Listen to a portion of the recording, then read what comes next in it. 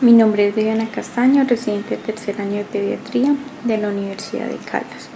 Vamos a hablar respecto a los medicamentos anticolinérgicos, evidencia, asma y pediatría.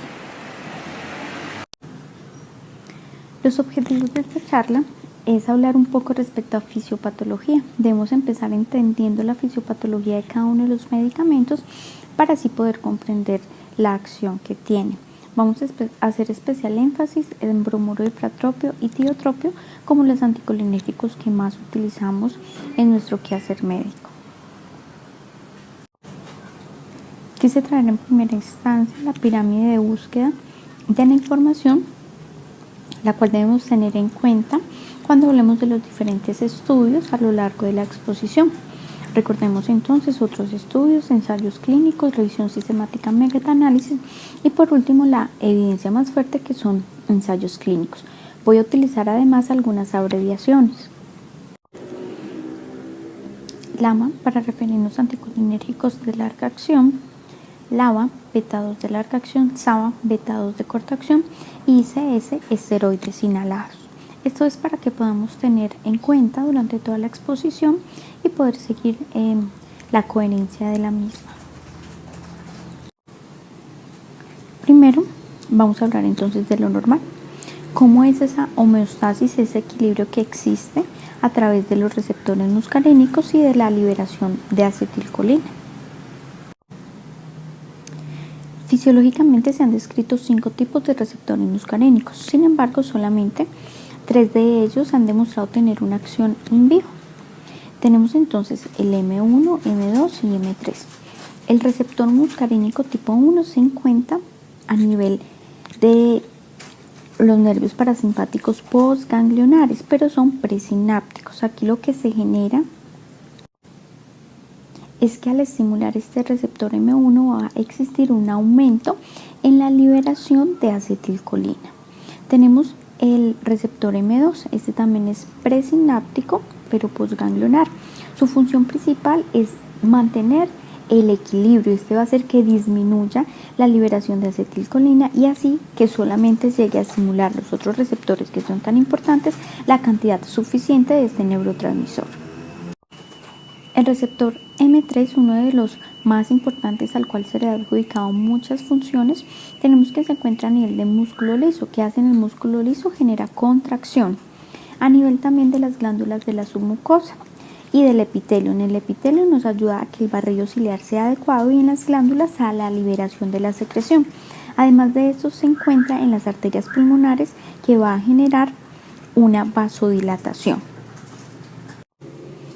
A lo largo del tiempo también se ha visto que puede tener una respuesta inmune. Se han evidenciado receptores en los linfocitos T, en los B, en los eosinófilos, en los mastocitos muscarínicos que han tenido acción cuando se plantea pues esto a nivel in vitro. Tenemos entonces que la función principal de este sistema de acetilcolina y receptores muscarínicos es mantener, como les decía, una homeostasis donde el tono a nivel de los bronquios es el adecuado y el indicado. La secreción a nivel submucosa también. Entonces eso es lo que normalmente veríamos en un sistema adecuado. Pero ¿qué pasa en el asma? ¿Por qué es tan importante estos medicamentos y por qué nos pueden ayudar al control de esta patología? Existen varias teorías. Algunos expertos indican que esa hiperreactividad bronquial y que ese aumento de la secreción que obstruye a nivel del bronquio se puede ver a un desequilibrio en este sistema muscarínico, en un aumento de la liberación de acetilcolina o en un aumento en la expresión de los receptores muscarínicos, que nos explicarían fisiopatológicamente tanto la broncoconstricción excesiva que existe en el asma como el aumento de liberación o hipersecreción de moco. Además de esto, también se ha descrito que a nivel crónico estos receptores están involucrados al estar en el epitelio y al estar en las células del músculo liso en la remodelación de las vías aéreas. Expresan entonces que al existir un estímulo excesivo de la acetilcolina o una sobreexpresión de estos receptores muscarínicos, se va a generar una hiperplasia a nivel del músculo liso y también a nivel de las glándulas submucosas, generando entonces al final una remodelación de las vías aéreas que también nos pueden explicar todos los procesos que evidenciamos en el asma.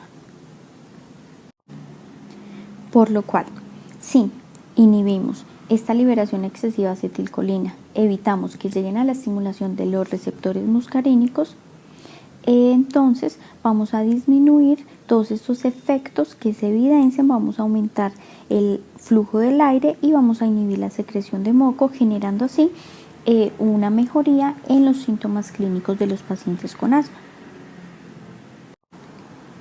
A lo largo del tiempo se han descrito diferentes medicamentos anticolinérgicos, entonces vemos que no es algo nuevo, que incluso desde muchos años atrás se utilizaba la atropina y sus derivados para tratar de controlar los síntomas propios del asma. A partir de 1970 se empieza a describir el bromuro de ipratropio y medicamentos como el tiotropio, que a veces pensamos que es nuevo, ya más de 18 años. En esta revisión vamos a hacer especial énfasis en el bromuro de ipratropio y el bromuro de tiotropio, pero quería traerles como un algoritmo pequeño para recordar, de acuerdo a la vida media de cada medicamento anticolinérgico, su clasificación. Entonces los podemos clasificar de corta acción o de larga acción. Y dentro de los de corta acción tenemos la atropina, el ipratropio y el oxitropio. Dentro de los de larga acción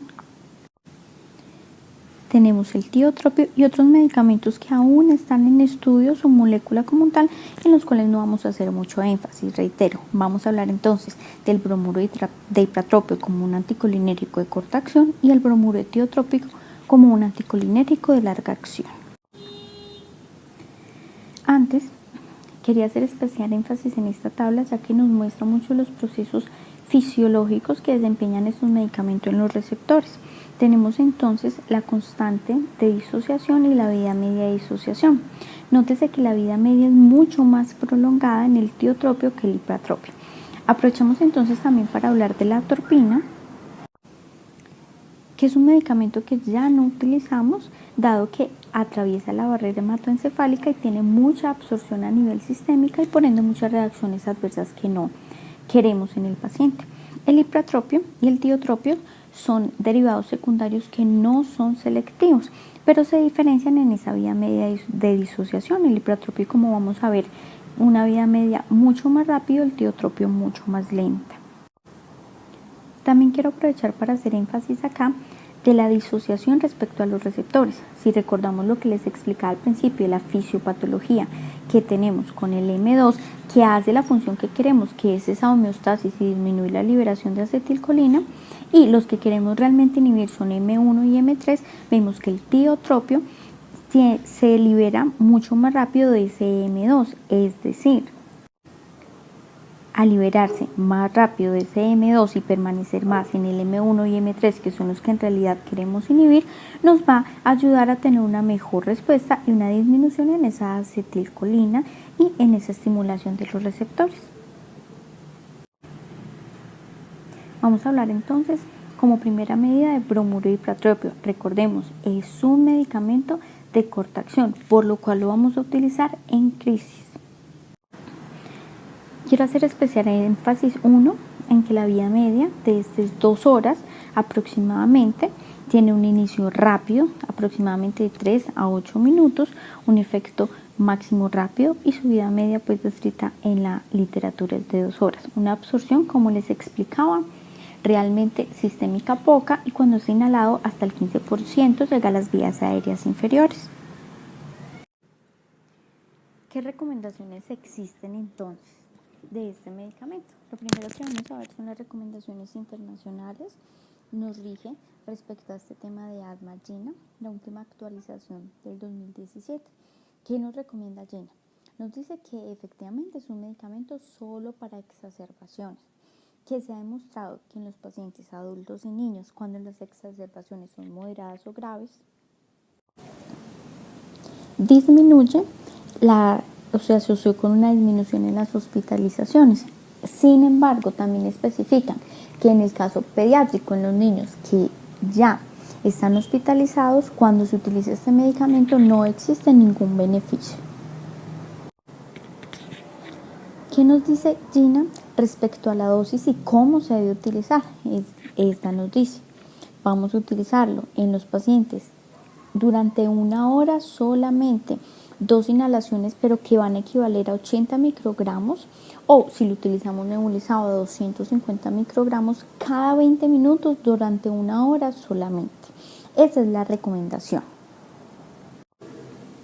Sin embargo, yo quise hacer una búsqueda mucho más profunda y ver de dónde salían estas recomendaciones de la Gina. Tenemos entonces que la Gina saca las recomendaciones de 3 artículos. Primero, una revisión sistemática del año 2005, en la cual se recolectaron 32 ensayos, de los cuales una muestra significativa era de niños y adolescentes, donde se quiso estudiar si era o si se veían los beneficios con una sola dosis o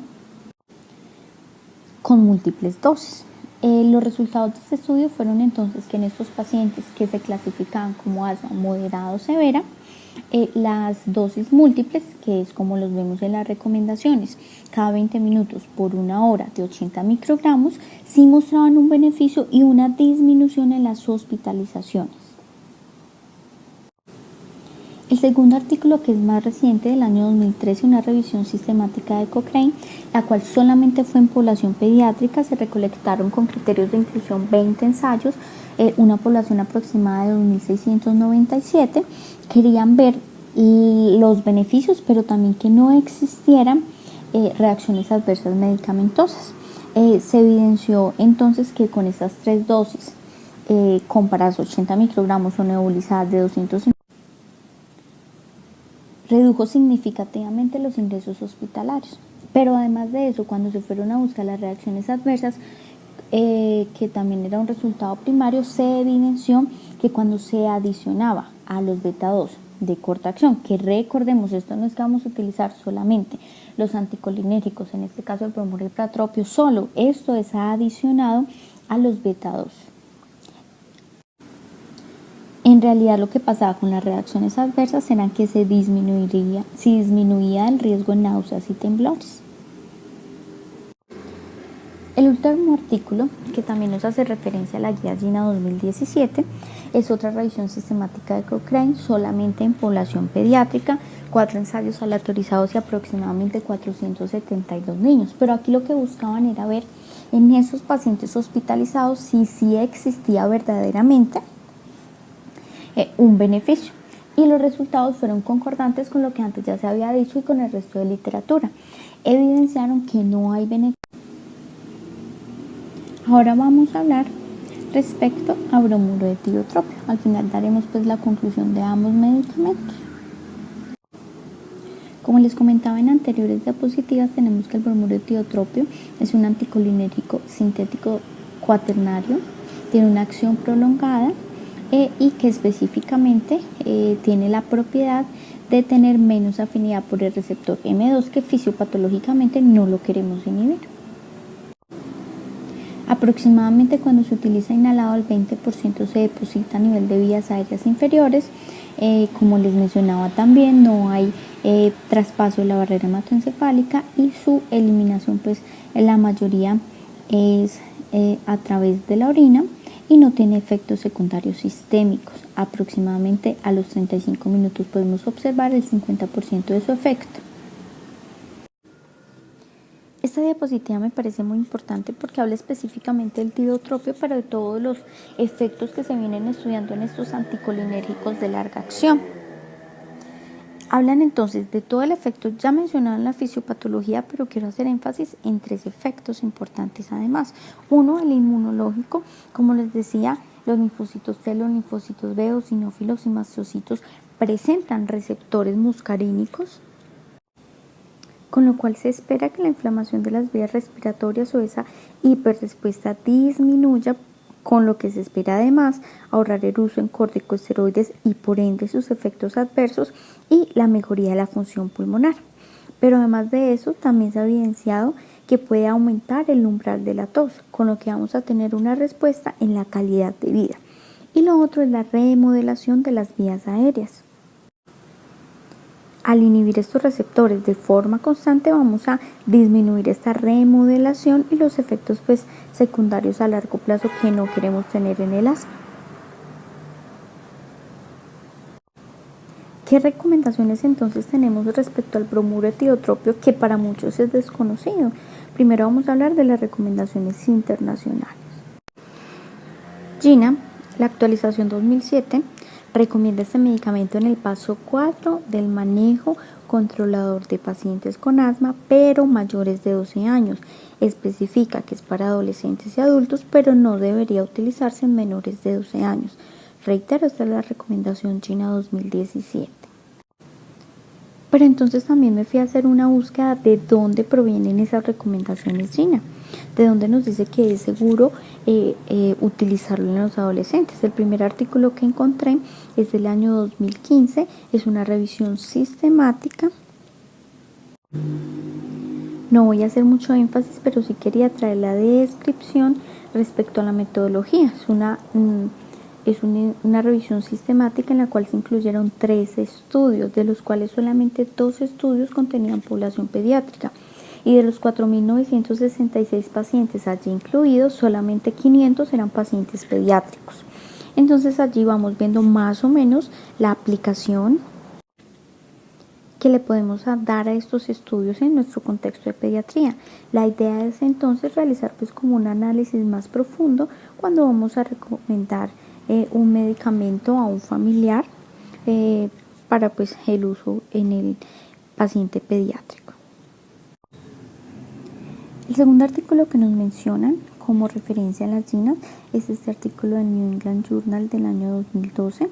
No va a hacer mucho énfasis porque si nos vamos a la metodología, todos los 912 pacientes allí incluidos tenían edades mayores de 18 años, un promedio de 53, más o menos 12.4, por lo cual pues no se podría aplicar a nuestro contexto pediátrico.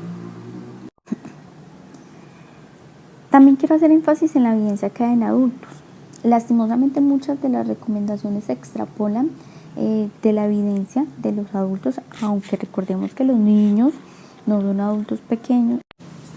En este caso los medicamentos pues, anticolinérgicos sí solamente tienen revisiones sistemáticas, que recordemos la pirámide hace parte de la evidencia más fuerte en pacientes adultos. En la población pediátrica aún no tenemos revisiones sistemáticas, por lo cual quise traer para ver algunos resultados, pero reiteremos, las siguientes diapositivas son evidencia en adultos. La mejor evidencia son entonces 4 revisiones sistemáticas de Cochrane. En el primero quisieron ver como resultado primario los efectos adversos, las exacerbaciones y el control del asma cuando se anexaba un corticosteroide inhalado, un anticolinérico de larga acción, y efectivamente las exacerbaciones fueron menores con esta, no hubieron reacciones adversas significativas. En esta segunda revisión sistemática también de Cochrane quisieron ver qué pasaba cuando anexamos un anticolinérico de larga acción a corticosteroide inhalado versus aumentar la dosis del corticosteroide inhalado. No hubieron beneficios claros de una conducta respecto a otra. En esta tercera revisión sistemática, entonces quisieron ver o comparar un corticosteroide inhalado más el anticolinérico de larga acción versus el corticosteroide inhalado más un beta-2 de larga acción. Hubieron resultados inconcordantes, beneficio en la función pulmonar adicionando el anticolinérico, pero beneficio en el control de los síntomas adicionando el beta-2 de larga acción. En esta última revisión sistemática, reitero, de adultos, adicionaron además al corticosteroide con el beta-2 de larga acción el anticolinérico. Específicamente no hubo evidencia de que la adición de este anticolinérico produciera más reacciones adversas y sí de que disminuyera las exacerbaciones y la función pulmonar mejoró también. Sin embargo, estos son en pacientes con asma que no ha sido controlada con otros medios. ¿Qué evidencia tenemos en pediatría? Ya hablamos entonces respecto a qué hay en la pirámide, pues que son las revisiones sistemáticas que es de adulto, pero vamos a ver lo que tenemos hasta el momento, los estudios que se han realizado en la población pediátrica de este medicamento. Este artículo, que es del año 2017, nos muestra o nos resume, repito, no es una revisión sistemática ni un metaanálisis, pero sí nos resume todos los estudios que podemos encontrar y las fases y edades en las cuales se están realizando estos. Tenemos entonces dos estudios de los 5 a los 11 años, uno en fase 2 y otro en fase 3. Tenemos 3 estudios de los 12 a los 17, uno en fase 2 y 2 en fase 3. Vamos a hablar un poquito respecto a cada uno para ver de dónde proviene la evidencia y al final tomar una conducta basada en esto. El primer estudio es en pacientes de 6 a 11 años, en fase 2, aleatorizado doble ciego controlado con placebo. En este estudio, entonces quisieron ver la efectividad, sobre todo a las diferentes dosis. En pacientes con asma moderada persistente no se evidenció diferencias significativas en ninguna de las dosis. Todas fueron superiores al placebo y no existieron eventos adversos importantes asociados al medicamento. Segundo estudio, en fase 3, de 6 a 11 años, es un ensayo controlado aleatorizado.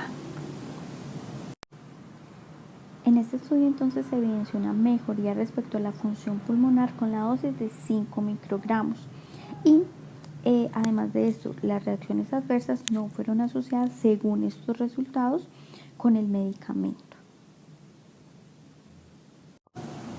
Este estudio, que es fase 2 en los pacientes de los 12 a los 17 años, doble ciego, cruzado incompleto aleatorizado controlado con placebo.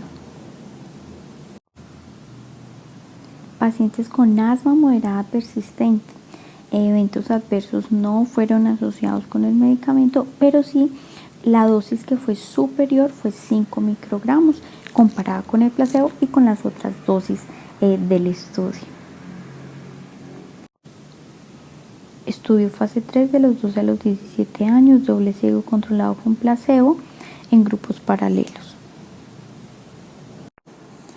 En este estudio para pacientes mayores de 12 años pediátricos con síntomas moderados, se evidenció que la función pulmonar tuvo resultados tanto con la dosis de 5 microgramos como de 2.5, pero no hubo diferencia respecto al placebo cuando hablábamos de control del asma en calidad de vida, ACQ-7.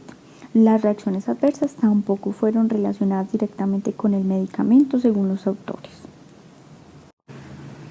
Este último estudio, fase 3, de pacientes de 12 a 17 años, doble ciego aleatorizado controlado con placebo, también de grupos paralelos. Quiero hacer énfasis que este fue un estudio en pacientes con asma sintomática grave, asma severa, donde ninguna de las dos dosis mostró una mejoría en la función pulmonar. Pero además de esto, las reacciones adversas tampoco se relacionaron con el medicamento. Conociendo entonces las recomendaciones internacionales, los estudios que hasta el momento se tienen a nivel de población pediátrica, quiero hacer énfasis también en las recomendaciones de la FDA y del INVIMA. Tenemos que la FDA en el 2015, este medicamento Spiriva Respimat, que es el único con el que se han hecho estudios y el que está aprobado para el uso como anticolinérico de larga acción en pediatría, fue aprobado para niños mayores de 12 años en el 2015 y en el 2017 ya sale la prescripción y su aprobación para niños mayores de 6 años. Reitero, no tengo ningún conflicto de interés, pero es el único medicamento con el que se han realizado los estudios antes mencionados. Me pareció importante también, para hacer una crítica de la recomendación basados en la evidencia, mostrar el inserto del medicamento donde nos especifican que se puede utilizar de una forma segura en mayores de 6 años, pero además nos dice que las dosis recomendadas son 2 inhalaciones de 1.25 una vez al día. Realicé la búsqueda en INVIMA para ver desde la parte de Colombia cuáles medicamentos tienen registro en INVIMA. Efectivamente parecía el Spiriva Respimat, pero vamos a ver lo siguiente. Para Colombia, hasta el momento, el registro en INVIMA da como indicación para este medicamento en asma solamente en pacientes adultos. No aparece en ningún momento el paciente pediátrico para su uso aprobado por el INVIMA en Colombia. Eso es muy importante tenerlo en cuenta para fines legales. ¿Cuáles son las conclusiones entonces? Primero, desde la fisiopatología, y no solo para este medicamento, sino para todos, que siempre debemos conocer un poco de su fisiopatología para poder saber qué esperamos y qué queremos combatir con el medicamento. En este caso, ya hay suficiente evidencia para hablar que estos antagonistas muscarínicos nos pueden mejorar el flujo aéreo a través del tono del músculo y de la disminución en la secreción de moco. En crisis de asma, que también es una de las diapositivas creo más importantes, recordar solamente en la primera hora y 2 inhalaciones cada 20 minutos. No se ha demostrado que posterior a 1 hora su uso pues tenga algún beneficio, y en los pacientes hospitalizados no hay beneficio demostrado con los estudios actuales. Respecto al manejo controlador con el tiotropium, recordemos entonces, se puede utilizar en asma moderada, persistente y severo en pacientes de 6 a 11 años, pero solamente en asma moderada persistente de 12 a 12 años, según lo que acabamos de ver en las recomendaciones.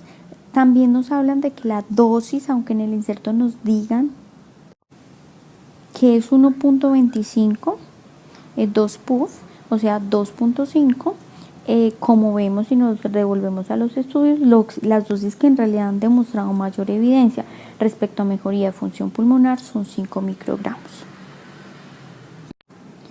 Debemos tener en cuenta toda la información antes suministrada para la hora de tomar una decisión si vamos a enviar o no este medicamento. Probablemente no lo promocionen para que se envíe, o veamos a otros especialistas enviándolo. La idea es ser un poco objetivos con este suministro, con esta formulación del medicamento. La FDA dice que para mayores de 6 años, desde el 2017 está aprobado, pero recordemos que aún no tenemos un registro INVIMA para este medicamento en la población pediátrica en nuestro contexto Colombia. La invitación desde el posgrado de pediatría es entonces a realizar una formulación de los medicamentos consciente, que no sea por formular o con otros intereses, sino que podamos realizarlo en beneficio al paciente y basado siempre en la evidencia, la mejor evidencia actualizada, para que tenga pues unos resultados esperados y unas reacciones adversas mínimas, que es lo que no queremos que pasen en nuestros pacientes. El acompañamiento inteligente de los adultos en el proceso de desarrollo infantil promueve la construcción y reconstrucción de la felicidad. Muchas gracias.